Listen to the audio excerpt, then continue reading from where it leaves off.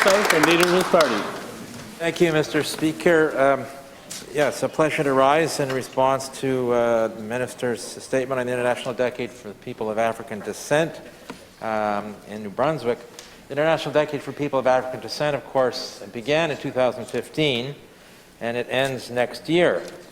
Its intent was to emphasize the important contribution made by people of African descent to every society on the planet, and certainly here in New Brunswick, whether talking about people of African descent who have been here for generations and generations, or those who have arrived more recently, their contributions have been significant and important in every corner of this province, in politics, in the arts, in social activism, in business, in so many different ways, Mr. Speaker, that this is one of the reasons it's so important this decade is finally being declared.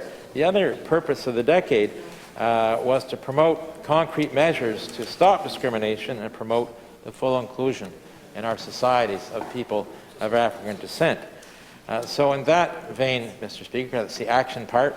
I'm hoping that there will be support for the motion I tend to bring later today, or at least the notice of motion, I'm sorry, I tend to bring later today, that will be debated at a later date, but to create a permanent provincial body and lead person at a commissioner or deputy minister level to oversee the dismantling of systemic racism in this province, as recommended by the Anti-Racism Commissioner. Thank you, Mr. Speaker.